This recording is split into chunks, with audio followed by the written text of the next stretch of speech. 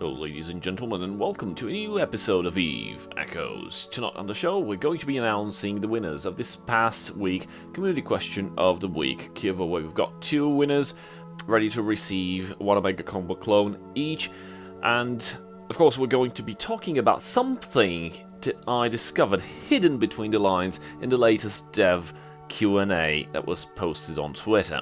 Now, first things first, past community question of the week was, what do you think about the latest balance update? Is it good or is it bad? We have two winners right here. First one is Braden Berthelot. There's a lot of focus on future ships and nothing to really help new players get into the game. With the addition of exploration, I see so many newbies are going to get destroyed and potentially leave, as the ships they will be flying just cannot compare. Tech Level 10 is far away compared to the need balances to ships that new players will be flying. I think his comment popped up in our previous video. Nonetheless, random.org managed to pick him as the first winner. Congratulations, Braden, for winning one Omega Combo clone. Moving over to our next winner. Random.org picked Elder Guardian with the comment, balance really needs to be reworked from the ground up before they move on to adding more. Most people are skilling out of cruisers into battleships now. In a couple of months, cruisers will be in the same boat as destroyers. All the classes should be viable options, not just the newest, biggest. He's actually right, and it does make sense because I tried pointing this out to the developers. Compared to EVE Online, which has a horizontal progression in terms of ship classes and a vertical progression in terms of specializations, and it's not just upgrading to the next tier. No, I'm talking about real skill investment into some specific types of ships or specialized platforms. That's how EVE Online ship progression is. It's not actually a progression. It's not even progression. You can't call it that because it's the baseline is pretty much linear. You've got frigates, destroyers, cruisers, and battleships, and battle cruisers as well. But the vertical side is most interesting, as ships have special skill requirements, and you need to invest into something specific that you want to skill into in order to fly. In Echoes, however, they went on a different approach in terms of verticality, and they went with these tech levels, meaning you just reach a tech level and you can fly anything that is at that tech level, which kind of beats the purpose of specialized ships and specialized skill, and that's why the balance is so hard and difficult to do and to perform, because having verticalized stuff in terms of tech levels based on how many skill points you have, which offers absolutely no specialization at all, it just feels like a dump, and then a bigger dump at the next tier level, and then a bigger dump at the top tier level, which basically needs to offer the best ships, and that's why balance is dumb. And this is why the problem, the base, the root of the problem, as I pointed out several times when I had a chance to talk to the devs, is basically the fact that they went with this tier level in terms of skill points progression, which should not be the case, and each ship should have a specific skill requirement, like you need to have this skill in level 5, this skill in level 4, this skill in level 5, in order to be specialized into something, and this will basically give the players the option to choose something, not just get everything and then crave for more, which should be better when it shouldn't supposed to be this way. Again, asymmetrical combat, everything should have its own purpose and role, and everything is valuable, at least in EVE Online. In EVE Echoes, we've already seen what kind of balance you need to put in when you have this vertical system of tech tier levels, and it's intrinsically flawed. So congratulations, Elder Guardian and Braden. Please leave a comment below with your in-game name and your character ID, so I can pass that information down to the people responsible in sending you the prizes. Stick around until the end of the video, because we will be launching yet another community question of the week with two Omega Combo clones ready to give out to other two new lucky winners picked by random.org. So let's move over to part number 2 in this video, which basically consists of the latest Developers Weekly Q&A, which covers the 21st of April to 27th of April The first question is, will there be a way to move skill points around when the balance patch goes live? I remember Nitty saying something along those lines when mods got balanced the last time. And the answer was, when the balance patch goes live, players will have the option to reset up to 1 million skill points for free. This option will be available until the end of May. This was in the discussion in the previous big patch, expansion, whatever, in Indomitable, if I remember correctly. It was still under discussion, or they didn't have time to implement this in time, but now we will have this, and we will be able to basically reset 1 million skill points for free. That's 1 million skill points is pretty much dirt under the nails at this point, at least for players that have been playing since the game launched. But for new players, I think this would really help, especially since they tried focusing on some specific weapons and they just about to get nerfed, so reskill, at least if you didn't manage to invest too much, you can just swap those skill points and that's it. But it's just 1 million skill points. It's not nearly enough. If you've invested like 554 into some specific type of skill, like the basic, the advanced, and the expert, 1 million is not going to be enough. Second question is, are there any plans to implement skill injectors? If so, will they be similar to EVE Online, and do you have a timeline for that implementation? The answer is, our game design team has basically vetoed the idea of adding the skill injection and skill extraction mechanics for now. We discussed the issue with CCP games in both Iceland and Shanghai. The conclusion we reached is that it will gravely affect the game's lifespan, so we won't implement skill injectors at least until the end of 2022. Now, there's a couple of points hidden behind between the lines in this answer. So, one is that they still maintain a design check, if you would like, with the main company that develops EVE Online, which is CCP Games. Now, I don't know why CCP hasn't been involved much more in terms of why we have that stupid tech tier level which is not in EVE Online, why they went with this approach and why the drones are different.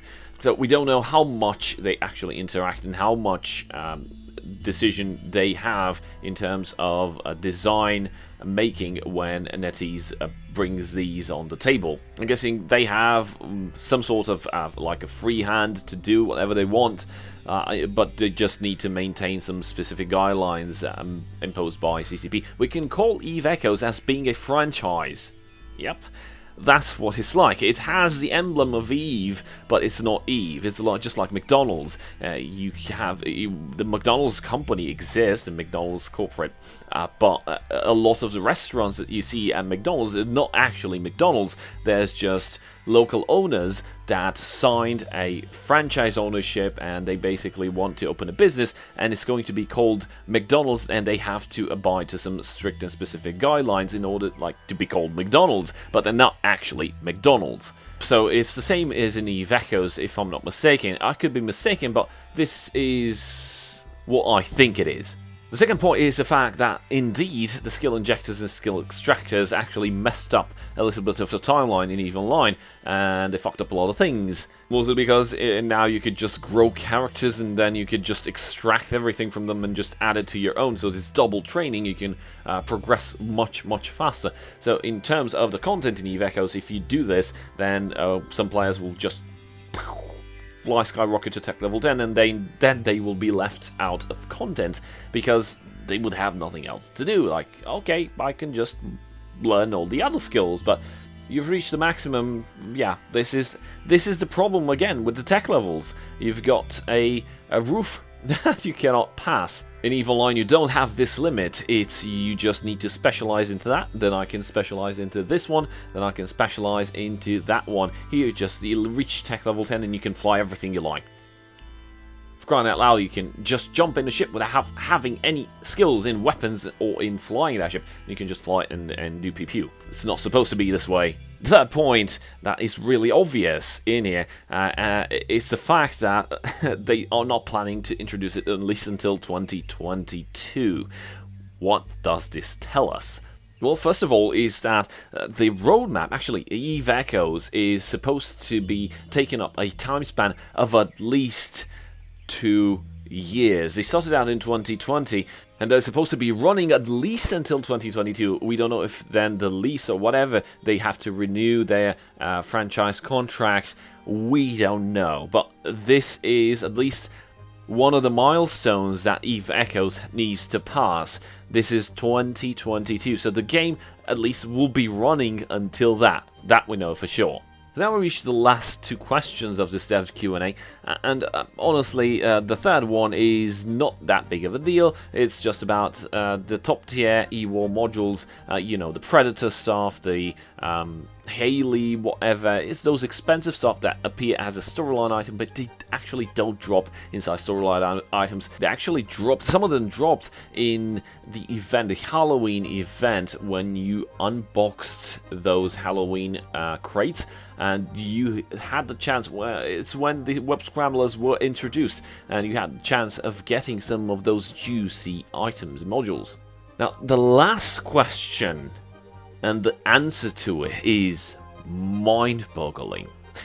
I took some time analysing this, but bear with me. So, the question is, on the release of scanning, are there any plans to release modules for outposts that can cloak or hide from being scanned? This is a question that some people I saw on Facebook and on Reddit and on the channel as well, basically asking themselves, okay, when scanning will be launched, well, all those outposts are currently pretty difficult to find. Well, you'll be able to find them just like that, because you need to be really close to them, and if they're like placed when you're doing like some safe spots here and there, it's almost close to impossible to find them. But once scanning goes by, well, you'll be able to just scan the search the system and see if there's outposts, and no more outposts because people will just come and blap them. But the answer is like, what the fuck? We will add 2 structures related to Nihilus Space, which will considerably enhance the ability of capturing outposts to extract resources. These will gain additional bonuses to make them even more significant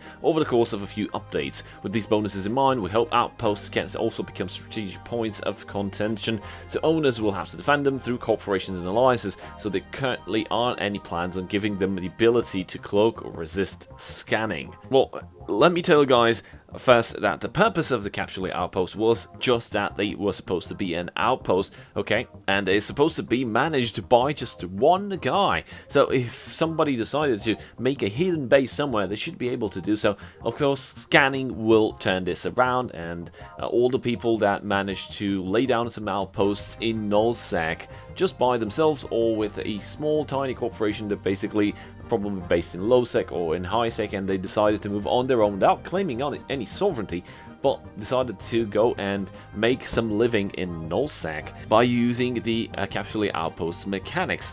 It was fine because it was a thriving business. They would have access to null content, but without having to deal with alliance wars and CTAs and coalition wars and all that. So yeah, people will see them in local, but I don't know, aside from camping the gates, they couldn't do much, so the people just can stay docked up, and eventually the people trying to camp would get bored and leave. So with the introduction of scanning, these people would basically lose their nullsec profitable businesses, because as a small corporation, or at least 1, 2, 3 pilots, they won't be able to defend those outposts. Let's be sincere about that. It's pretty clear. A lot of guys have mentioned that they will be unanchoring their outposts, and they're probably going to take them to GicaForta for selling. Big corporations that are not part of alliances and don't plan on taking on Sov, maybe they can still keep them. Of course, it will probably be scanned down, but I think they could negotiate like a renter system, like I'm just here with my bunch of guys and we can pay some rent. We're not part of the alliance, but you just give us that tiny system and we can play the game and have fun. It's supposed to be a game, right? But the thing that's mind-blowing is we will add 2 structures related to Nihilus Space. Now, there's 2 interpretations here for me. The first interpretation is they'll be adding some structures that you will be able to detect Nihilus Space. Something like that. The other side of me, this is just pure bollocks, and I'm just aiming somewhere higher than probably I should be. But, hear me out and why this makes sense. Nihilus Space is actually, it was initially called Annihilation Space, and before that it was called Abyssal Dead Space. Now, we know it from EVE Online, I don't know if you watched, but I'll explain shortly. Abyssal Dead Space is basically something like a wormhole, but it's not wormhole space. You just scan it and go inside. This is where Triglavians live, and you go in there and do like pew-pew Triglavians, and then you can come back with, I don't know, some loots and stuff. But here, because we don't have Triglavians, these, that's why they were repurposed, and the names have been changed, and it's now called Nihilus Space. This might be Wormholes. So, when they say that we've added 2 structures related to Nihilus Space, what I'm aiming for, and what I'm thinking, and probably hoping as well, is the fact that there's Nihilus Space, you get to scan it down, you jump through a wormhole, and you're inside Nihilus Space. And you get to deploy a corporation. I don't know if it's going to be able to deploy a corporation citadel, but a capsule outpost, that could be done. It's a long shot, but my theory has some valid points. Of course, there's arguments that you can combat it, but come on, Nihilus Space, Abyssal Dead Space. They say you have 2 structures that you can put on for fitting regarding to the capsule outpost to extract resources from where? From there or from random normal space? How it was phrased, but again, it's still a language barrier when we're talking about NetEase. This could mean that you will be able to go inside the Nihilus Space, put your capsule outpost, and there'll be some modules that you can fit on it to mine stuff from the Nihilus Space. It's a long shot, but my hopes are high. Probably they shouldn't be. So the test server has been shut down, the public test server that is. From what I know, the feedback is under triage, and at least they confirmed that they are using it.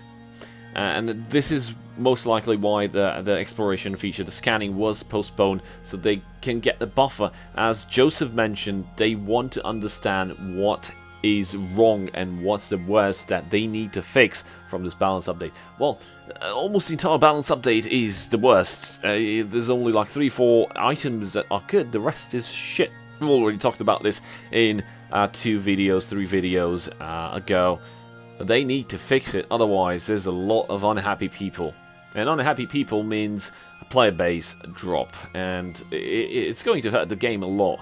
They need to understand it's not something that we just come and demand. No, it's actually we're paying for a service, and we want that service to be proper, to have balance, to have meaning. We want the game to offer us pleasure, not a constant point of just us bitching and arguing and throwing down swear and curse words because we're unhappy, yet we pay for it. And, well, what's the eventuality of that happening? Well, I'm going to drop, I'm going to not play it again. So they're losing, the customers are bleeding players, and if this will continue, I don't see how they can reach that milestone of 2022.